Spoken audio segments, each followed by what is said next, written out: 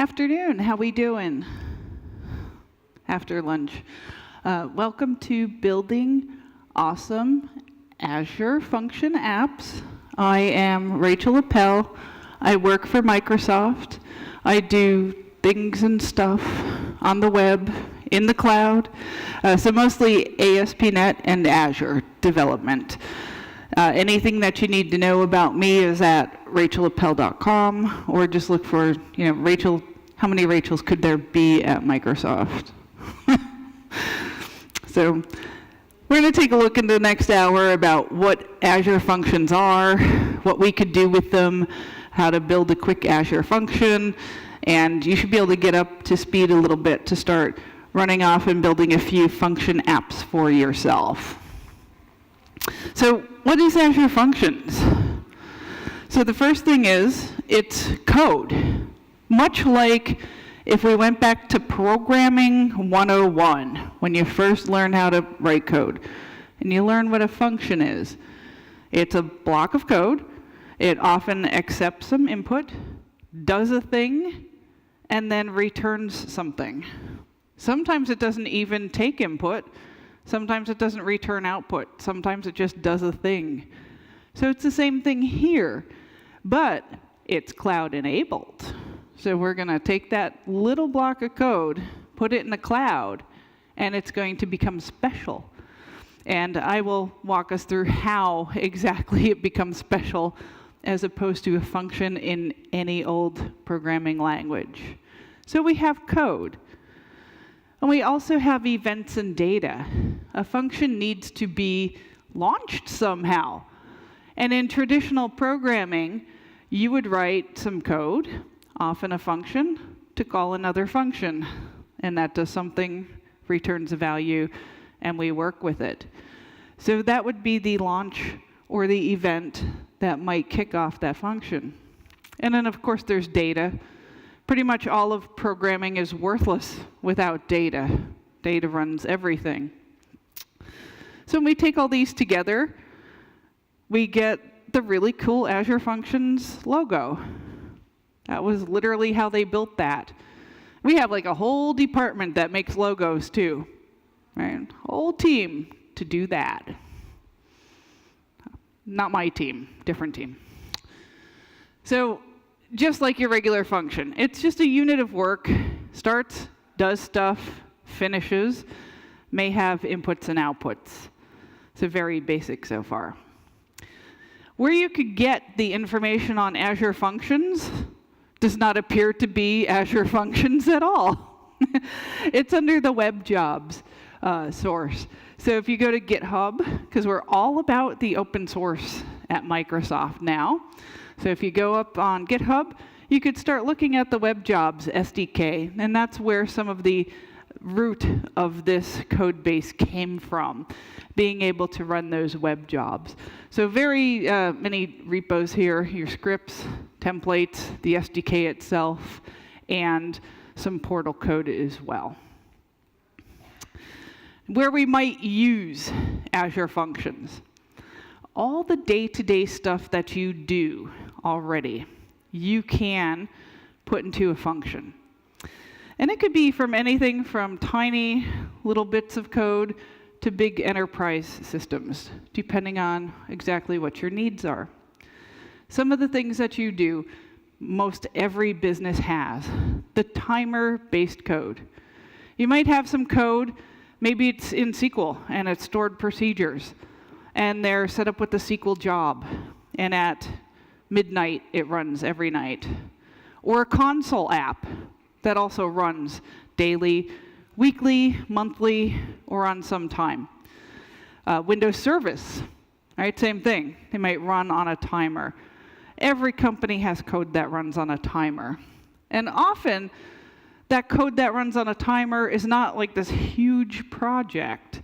It's just a small thing that maybe takes data from one data source and puts it into another data source.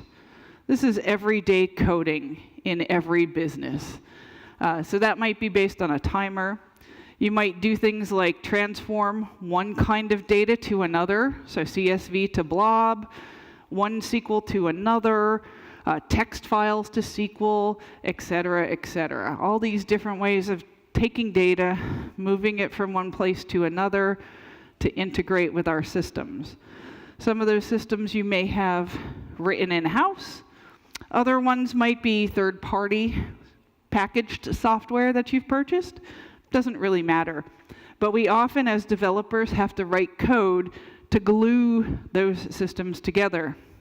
And how we do it now are those variety of ways. The console app, good old console app, you just need it to run by itself without human intervention. Or maybe you make a full web application where somebody does interact with it a bit to get it to run and do some integration. Maybe it's just a Windows service as well, or even a Windows Forms app. The kind of app really doesn't matter. It's what it's doing, which is stitching systems together, moving data around, and doing stuff like that. Stream processing. If anybody's doing stuff with bots, when you go to customer service portals, the airline, the bank, and a little window pops up and wants to chat. The thing behind that window is a thing very often. It's not always a human that's there. So those kind of things as well as gluing systems together. So actually building new kind of technology systems too. So there's some examples of where you might use functions, the kind of things that you might do. In the real world, we have many customers using Azure Functions to do all kind of cool stuff. Tracking. We're very nosy, apparently, businesses. You send out a package, you want to know where it is every minute until it gets to you. I remember when you used to purchase something and it was 4 to 6 weeks delivery and you just waited and you had no idea when it was actually going to show up. Kind of like in that movie, The Christmas Story, where little Ralphie waits for that decoder ring, and he waits and checks the mailbox every day. We used to do that, but now it's actually intrusive. You get so many text messages telling you the package is here, the package is there, everywhere. So much it's just annoying. I see where it is. It's getting here quickly. So that kind of stuff. Tracking and managing things. Data cleanup, because we all have that data. Our data is not always clean. We want the holy grail of data. We want these nicely normalized databases in SQL or whatever data format they are. We want that data to adhere to that perfect structure. And then some other human comes along and messes that up. And then we have dirty data, or very often you have a database and crap gets in there. And how did that happen? Yeah, somebody's bad programming, right, in those legacy systems. You know who it is. There's always that person on your team who writes this code, right? And you got to deal with it. So you might have to run jobs to go through and clean up some orphan records or move data around. Yeah, you're laughing. You know who that person is. Yeah, if you don't know who that person is, it might be you. So think about that. Batch processing. All right, we got lots of batch processing. Every company ever needs these things. IoT, not every company ever, but that's the new upcoming thing. We're trying to Internet of Things, everythings, all the time. So some of the cool IoT solutions come in with sports ball, right? They have over in the States, we take a brown egg and then men destroy other men by jumping on the man with the egg. And we call this thing football. I don't understand it at all, right? Why you would want that to happen. It seems painful. But anyway, there's monitors now in their equipment, and each time they take a hit and it gives them more brain damage, then they want to play some more. But in the meantime, that data is being sent to an Azure function that is then being processed to see exactly what the health impact might be for that sports baller to have to deal with. Also, you're in Sweden, I'm sure you're used to snow, right? Yes, the land of ice and snow. So we have, in the US, depending on where you're at, snow might not be an issue, but if you're in the South, it makes them panic. You should see it. It's quite the calamity. They can't drive, everything shuts down. So they need snow monitors to be able to see how much snow has fallen. And if it's more enough that you can't see the road anymore, all of the South shuts down. Right? Even the ones that aren't even getting snow, just as a precaution. And now Azure Functions is letting them know exactly how much snow from little snow monitors and rain gauges and things like that. We also have a client in the UK that does basically snooping stuff. A lot of companies monitor your internet to make sure you're not going to naughty sites or just tracking your email or whatever it is that they need to track. And if you think about the number of Google and Bing searches every day, it's millions and billions and lots of traffic. So we have a client that actually monitors companies' internet traffic usage, and they're using Azure Functions to take all that data, aggregate it, and then give the executives a summary of what kind of things their employees are using the internet for. So real-world solutions, and a lot of these are talking about millions of executions per day, 40, 50 million. So it's very heavy traffic. It doesn't have to be, though. It could be just 2 executions per day. So you have that scaling automatically. Now, some folks right away say, oh, this sounds great, but I have a lot of stuff in an API. So how about that for an Azure function? Daryl raises his head. The API guy is right in the front here from Microsoft. So function apps are more, you could do APIs in them. That's totally cool, all right? Knock your socks off. But their first class notion is data processing, microservices, serverless architecture, executable routines. You don't have to be RESTful or a purist about that. And it's all about integration as well. All right, so that's the core and like where it really shines. Now you can still do API apps with functions. That's fine. But generally, you could use just a standard ASP.NET API, a web API, to do stuff like CRUD operations, your classic forms over data, that kind of thing. Or if you want to be pure REST, then you might go with a web API. And you generally don't, we do integration with that kind of stuff, but it's often kind of clunky in the way that you have to implement it. And functions help solve that kind of thing. So functions are part of the serverless computing platform. And by serverless, we mean there's actually a server, despite the word serverless. All right, so yes, it's serverless. It's just that you don't have to worry about the server. As a developer, you've probably had this struggle if you've been in the business for any amount of time. It's us, the devs, versus the IT pros. Yeah, you know the struggle. It's real. The struggle is real. So you want to deploy that app, you write that app, it's perfect. You go to deploy it, and the IT admin goes, no. Well, but what about it? No. How about that? No. Right? That's all they know how to say is no. Right? They're IT pros.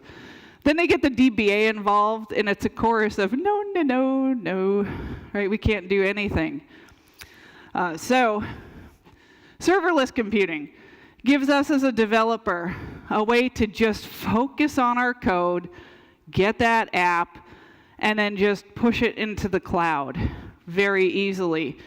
And because it's on somebody else's server, so it's serverless for us, not for the data center, not for Microsoft, because they're the ones maintaining it, right? Or from my perspective, we're the ones maintaining it.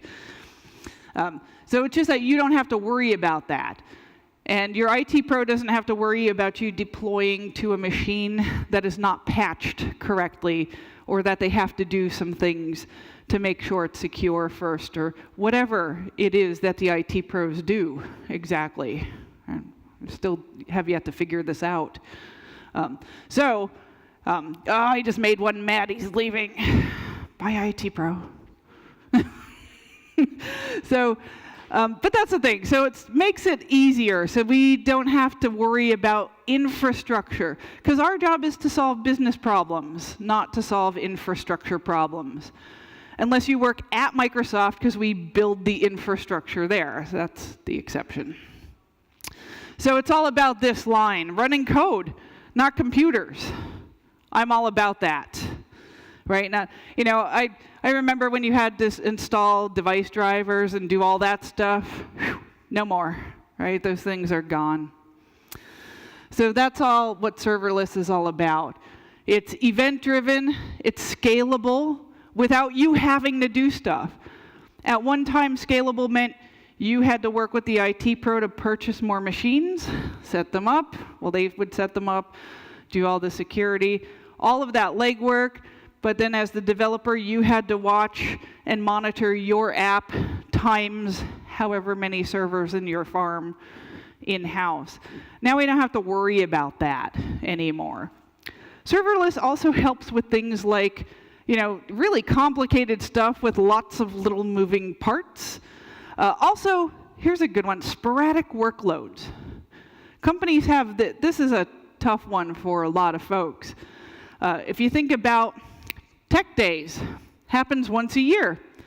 So if there's software for you to register and set up your sessions that you want to attend and all of that, well, there's most of the year you don't need to do that. But you do during that little period leading up to the conference.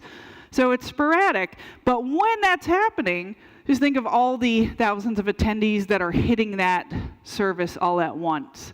Right, so sporadic workload that just kind of gushes up like a geyser, that kind of workload. And that's a little bit harder to manage with your own resources. But in the cloud, just provision it and it goes. All right, so that serverless helps us with that. And of course, microservices fits into that. Right, so little services that can run in those kind of workloads. With functions, you get a whole bunch of languages to write in. I'm just going to do C# in here, but you could have function apps with a mixture of Microsoft and non-Microsoft languages. You can do all the same stuff you normally do, like HTTP-driven, by endpoints, event-driven as well, so all of that stuff. Some of our scenarios for those kind of patterns, I love the second. Of course, stateless and scalable, sure, that's cloud computing. Stuff that's too complicated, but stuff that's not complicated enough. Think about your standard web app. You do a file new project. Maybe you add several projects to a Visual Studio solution. You deploy that web app, and you also deploy some software to go with the back end and do some of those, ETLs and data transfer and all that to go with that app, right? So we normally do that. That's kind of your standard issue application. But we might have the little app. A little app that sits on a little machine in the corner of the office. And although it's a little app that maybe moves data between two databases, doesn't have a lot of code in it, but it does something important. And it's on this machine, and nobody wants to touch it, because if it breaks, everything's hosed. So you don't want to do that. So that kind of thing is great for serverless patterns and Azure Functions. Also, if you have just mega complex stuff, How often have you created Visual Studio solutions and quick enough you found out this isn't going to cut it, and we're going to have to work around limitations of the tools and the current architecture that we have? So those kind of things. And the stuff I already mentioned, like integration and multiple services. Oh, and human involvement staying low. Like, I'm all about that, right? Deploy it and run away, so you could go off and do something else. So this allows us to focus on business problems and not worry about infrastructure, which has been a promise for a long time, but nonetheless, you know, a bit of a lie. So now we should be able to do it.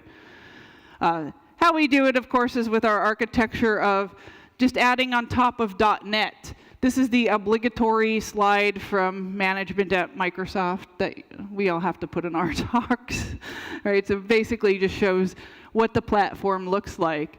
But it's all stuff that you might be used to already, with a few new things for Azure Functions. But really, we always build on the base of code and infrastructure we already have. Very few things are just brand new code. For Azure Functions in particular, there's going to be 3 pieces to it: your runtime, the inputs and outputs, and the event or the launch, which is formally called a trigger. And those things work with the programming interface. And it's all an app service. So with Functions, you get to just use the standard app service platform. Why this architecture? Because again, with our standard or traditional approach, we tend to write monolithic apps, and then they look like that, right? So instead, we don't want this big pile of it to have to deal with. I much prefer this. It's much easier to shovel, right? Little ones. We know somebody's going to write that kind of code, even if it's just smaller bits of that code, right? Yeah. So I would rather deal with the little ones than the big ones. Anytime you could take code and break it down into smaller parts, it's easier to work with. So let's take a look at the programming model, and I'll go right into the functions. So here in the blue screen of nothingness, let's see. There we go. Ooh, it's behaving now. All right. So here in the Azure portal, there's a node for function apps. All right, and you could just come in here and add a new function app at any time. Inside my function app, I can have 1 or more functions, which sounds suspiciously like just an app. Right? I have a program and functions in it. So yes, we're sneaky like that. It kind of sounds the same. So in this case, my sample is a raffle ticket. So if I wanted to do a raffle, and this would be a sporadic workload example, right? How often do you raffle things? Not too often. I could raffle off some candy up here. People want it. So I might allow people to access this function, maybe through an app on a phone or a web page or however, some HTTP endpoint. And when I do that, I might allow them to get a ticket. So I created this function inside of the app called getTicket. And then in here, you can see it's just .NET code. Right? So I have some using statements. And because I was referencing, here's a slight new syntax, but since I was referencing Azure Storage and Newtonsoft JSON, I just did a little £R to do a reference in function. Sorry?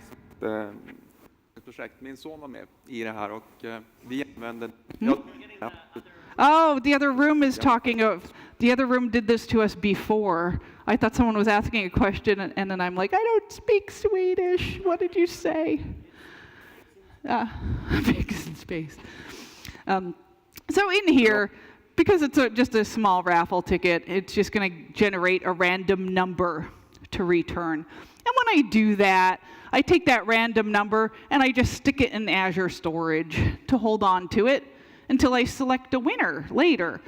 All right, so standard raffle. Every Azure function itself is called run. All right, so here I just have run, and it's async, so you see it returns a task. And I can have it accepting those inputs. In this case, since I want it to be triggered via HTTP, and you can have one trigger per function, or one thing that launches that function, and that's going to be that HTTP endpoint. So when that endpoint gets hit, this run will run. You get with every function a free trace writer, so I could log stuff. And since I was using storage, I'm just going to use an iCollector, which is the type I can use if I'm specifically using Azure Storage. Now, Azure Storage in this case is going to be also an input.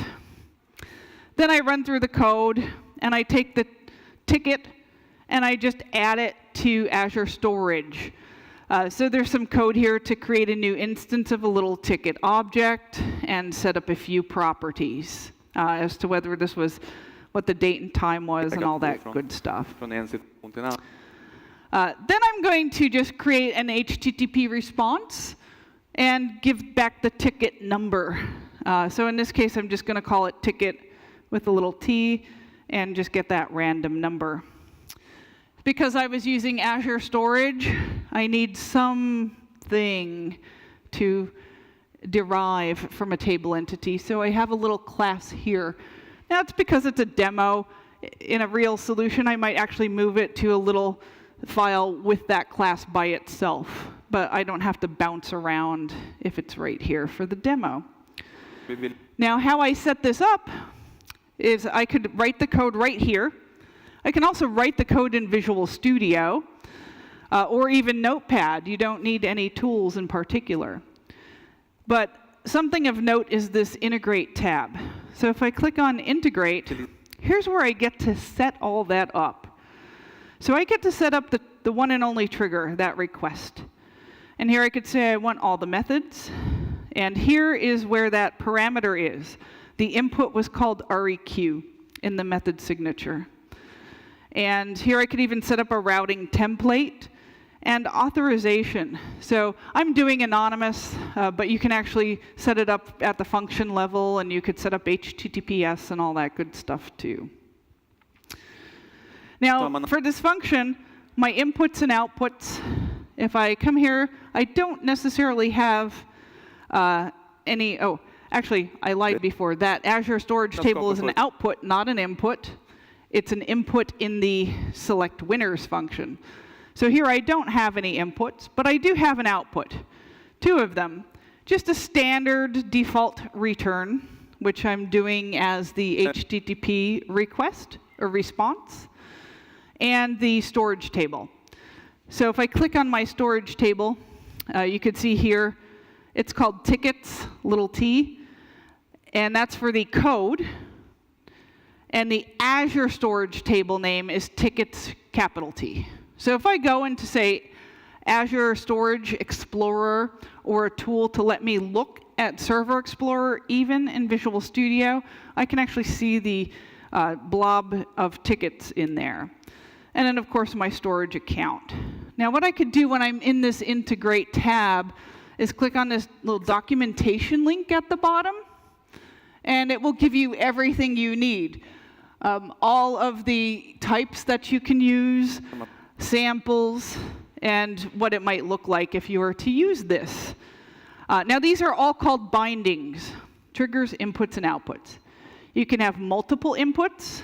You could have multiple outputs, which you often cannot do in a regular old function. So I have those set up here. Now, all the magic behind this, we could see in the advanced editor. Wait till you see how advanced this is. Yeah, I set you up for that. It was not advanced at all. So just JSON. So if you don't want to point and click in the portal, just make a JSON file and go with the documentation, and you could just upload that right into the function. You do it with FTP. You could do it through the little Kudu tool in the portal or in Visual Studio. Even with Azure CLI, there's a whole bunch of ways to do it. But this is all it is. So it's called bindings. So I see my input, the trigger there, and my outputs as well. All right, so any ones that I add will show up in here. Same thing for select winners. All right. Now, first, if I want to go do the get ticket, there's a couple things I could do. First is, I'll just open a browser, and I'll come back to here, my function code. If you look at the top right, you'll see this little get function URL up here.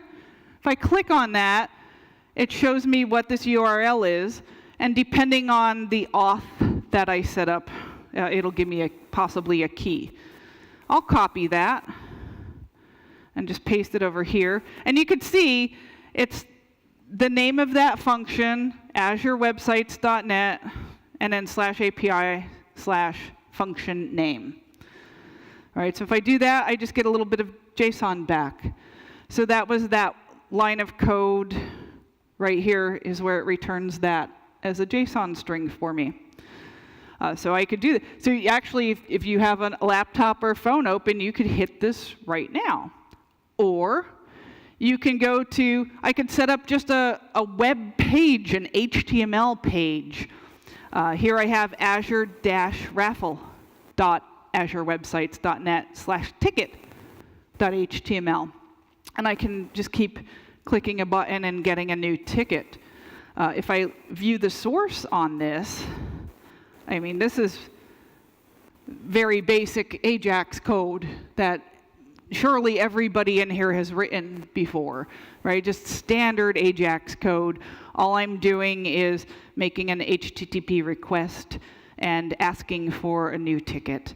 And when I get it back, it's just called ticket, the same as what is in my function right here. Right? Now this code, again, I could use the portal. It's really easy. But I can also do Visual Studio and other means. So if I go to the very right, there's a little pop-out. This is View Files and Test. And you'll see it's a .csx file for C#. If it's JavaScript, there's Node in here. You'd see .js. There's my JSON again, the advanced editor. It's right there.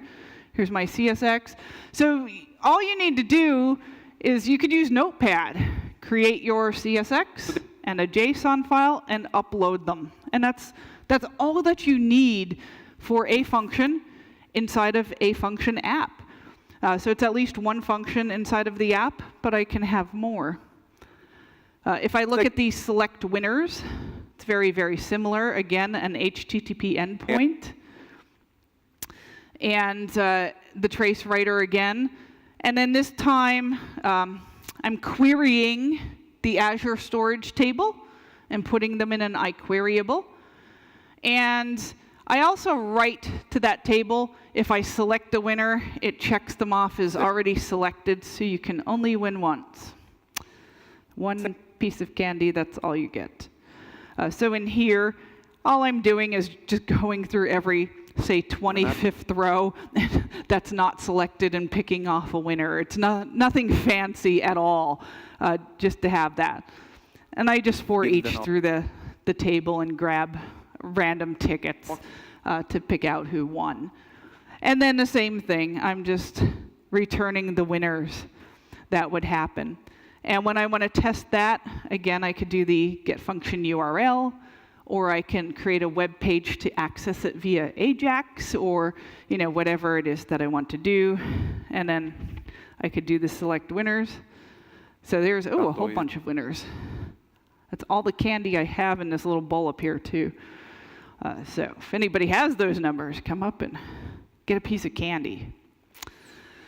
So that's a nice, easy little, once in a while, sporadic workload function. Now, some of the other things you could do with functions, if I click New, we can see what is available here. And so if I start looking for function, Azure function, surely you could find an Azure function in here, Azure. Function app.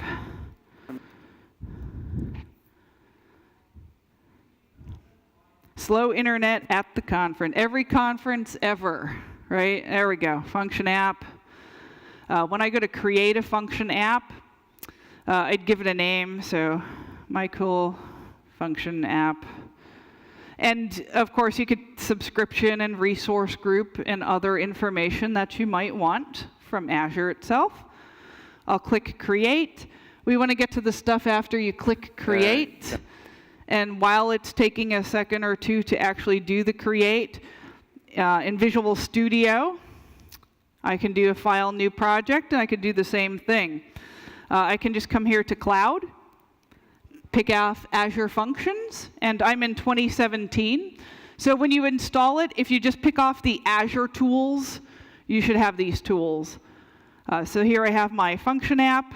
I could click OK, and it's going to create a solution and a project for me, which you may have noticed if I just go to the portal is not there. I don't need them.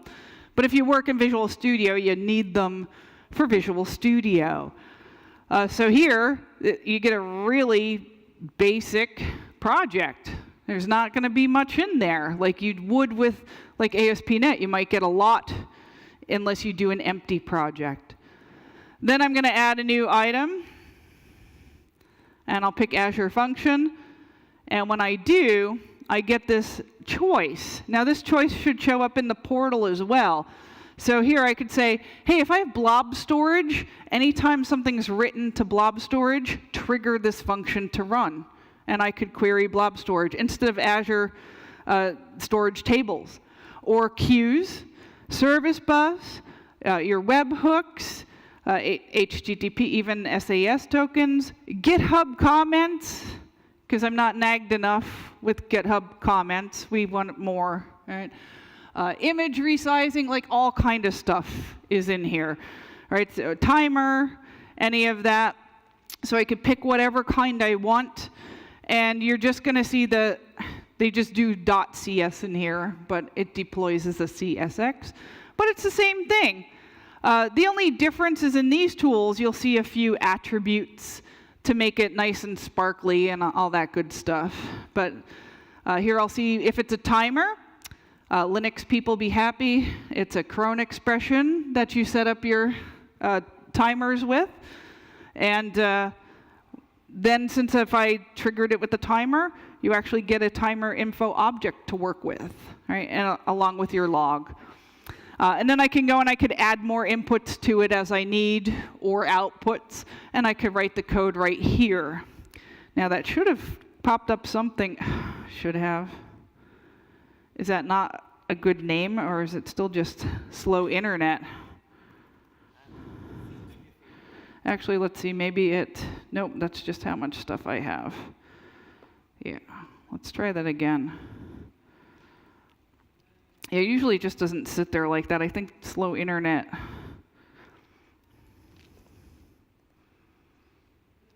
Just the fact that it's taking so long to search is kind of slow internet. So you'll just see those same exact options that I just showed, but in the portal. So you get all those choices like a timer or any of that stuff. Oh, that is slower than molasses in January. What? I broke it. Wouldn't be the first time. So, well, let's just add a new function to. Oh, now these want to go slow too. Stop it, portal. There's not a lot of time left. Oh, there we go. Let's try this again.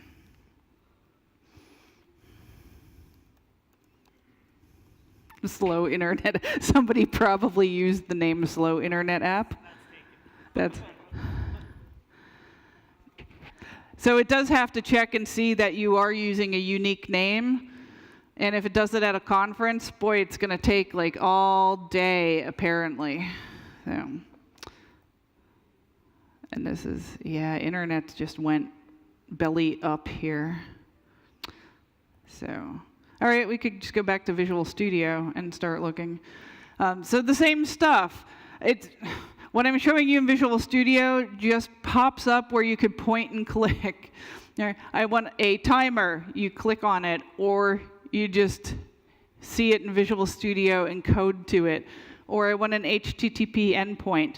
But they're so pretty looking in Azure, so I wanted to show you the stuff in Azure up here in the portal. In the meantime, we'll just have to wait for it and move ahead a bit. So for the tools, again, we have Visual Studio, but there's also Visual Studio Code as well. Like I said, you could go as far as Notepad if you want. It is just a .csx and JSON, and multiples of them, however many you need. And with them, what we would normally do, also something you won't see. What we normally do is we call, like I said in the beginning, we call functions from other functions. But in Azure Functions, here's where the model changed just a little bit. Now, if I go back to the portal, you will not actually see like public static class in the name of the function. And you may have noticed that. You actually only see like this. You only see the run. So the class is still there behind the scenes wrapping that up. You still need it. But because we're focused on the function code itself, you don't necessarily see it in the portal.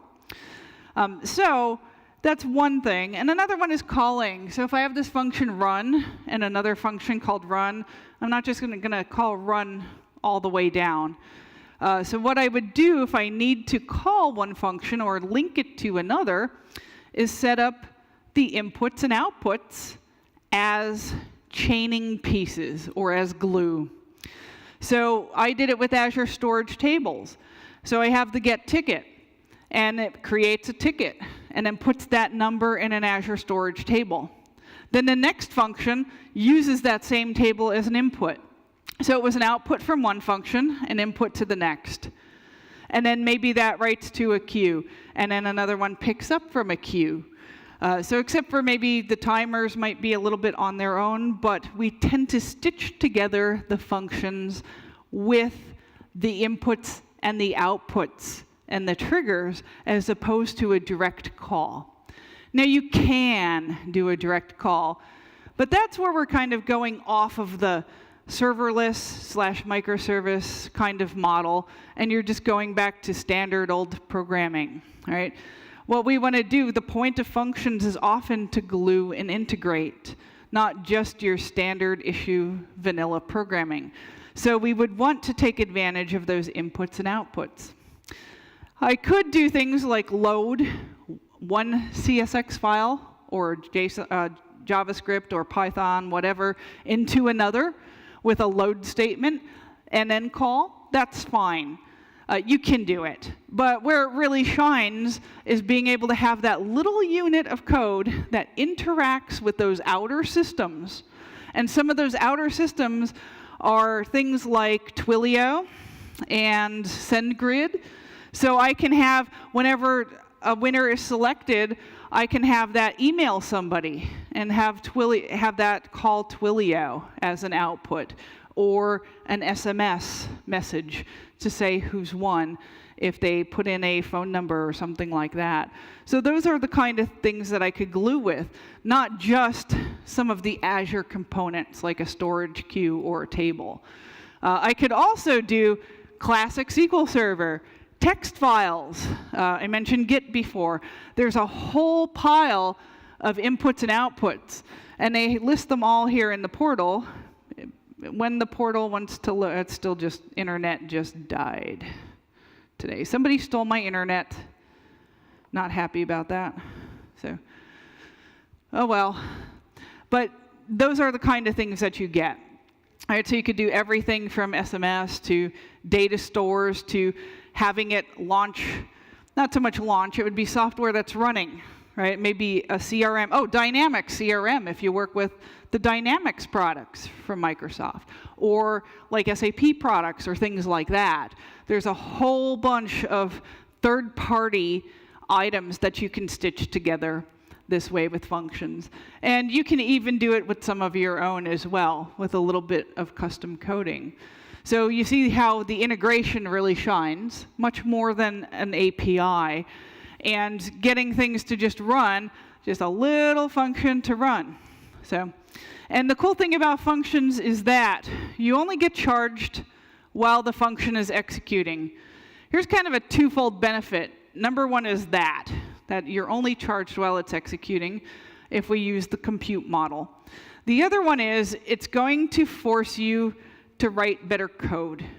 Because if you write crappy code and it's eating up all that time, it's literally going to cost you more money. So you're going to be able to actually point to that person on your team and say, bad code, you're eating up all of the money, and see how much you're costing us. That's coming out of your paycheck. So you could do things like that. Oh, is that going to show up now? Oh, yeah, now when I have like a minute left, jerk. So, fine. So if I go to do a new function inside of an app, here's what I wanted to show you. Pretty boxes. So here I could pick all these languages. You ever think JavaScript would be running on the server like this, powering enterprise stuff? Yeah. No, you didn't. I didn't either. Not a few years ago. But here's all the cool things in here. I'll just go with C#. You even get cool little experimental stuff. Here's just different scenarios. Are you doing IoT? Or here's some samples. So you could poke around and see what's in here. Here's Cosmos DB. I almost forgot about Cosmos. Service Bus, GitHub, lots of really cool things that I might use in here to be able to work with this. There's a manual trigger. If I pick any of them, you get to name your function, and then you could start, pointing and clicking and setting up, whenever something happens in Cosmos DB, this function will run. So it's kind of cool because we would have to write all that code before. You would have to make the code to do the triggering. It might be an AT command at the command line in which you need the admin maybe to help with that, or some code that actually just keeps cycling and launching other code. Now you don't have to do that. You could just set it up in here. And if you don't like to point and click, you could just put it in a JSON file and upload it instead. So if I click on any of these, it's going to ask for connection strings, and that'll probably take a while on the internet. There's also manual trigger for that, that last person that's lingering to get to the cloud and wants to have control still. Here's the timer again, or blob. I love blob storage, is pretty great.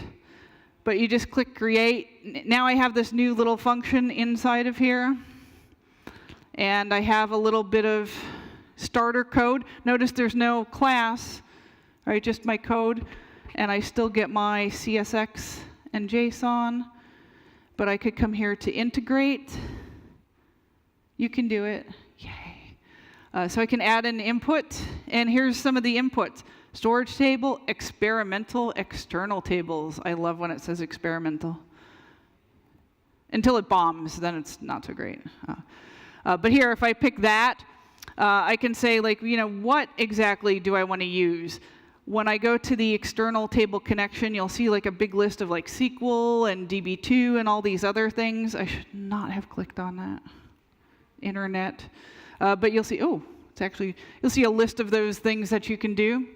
And then the same thing for outputs, except you'll also see Twilio and SMS, because they make no sense as an input. They're just an output in there. So I could pick any of those things and just set up my connections in here, and then I have them, and they're available. Here's the different APIs.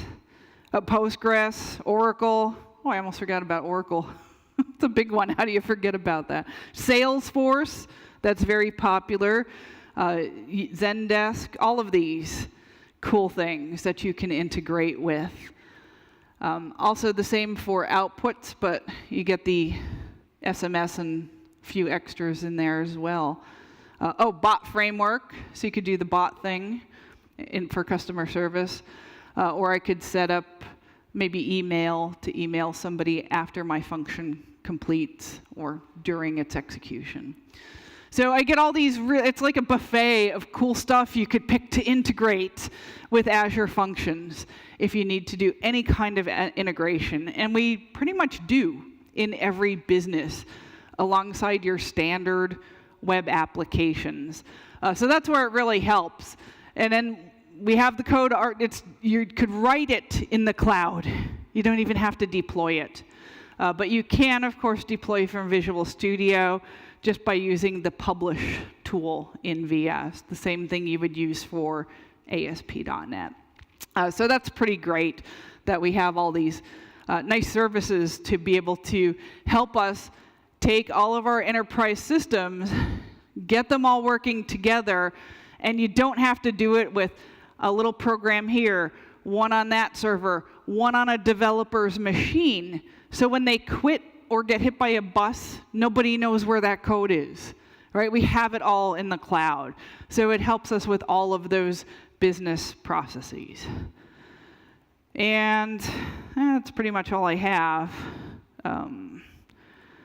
So I'll be around for questions. I'm a little over time. I'm getting an eyeball from Magnus over here.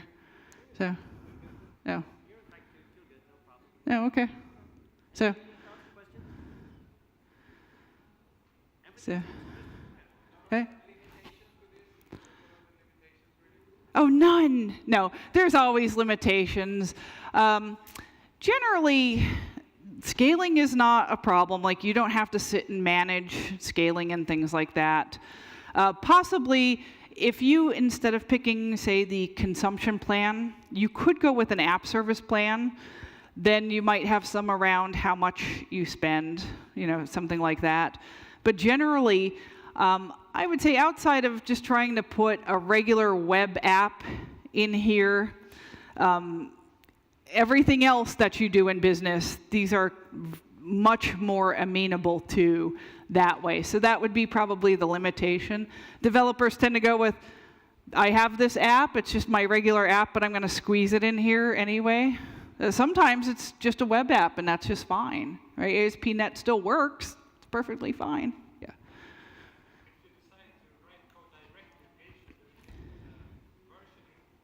Oh, yeah. So don't bomb internet, or I'll be really upset. What you could do, you can come in here into the platform features, and you can go into deployment options. So if you want to write code in Visual Studio, instead of in here, I could come in and set up a deployment. And when I do that, I could choose a source, like OneDrive. OneDrive. I can't help it. That's so funny. It's kind of cute, actually. Right. So here I could pick out GitHub. And then anytime you check in the GitHub, it will automatically deploy the code here. So I just pick out the repo I want, point and click. And then every time I do a push to GitHub, it'll automatically push to my function. So you could have, and you can even set up continuous deployment and delivery through pointing and clicking this way. It's very nice. So you don't have any disjoints if you use the tools, the Visual Studio tools. This is the kind of thing you need for a more enterprise scenario. Yeah, generally more of an enterprise scenario. But anybody who wants to deploy the code and not have to worry about deploying to your repo and then to the cloud, you just deploy to the repo and magic happens. So I like that. So cloud magic. We all like magic. Yeah. Like any magic. Final questions? Yes. The log statement. So load statement would also be up by these £Rs. Come on. You would just do $load and then the name of the file that you want to load.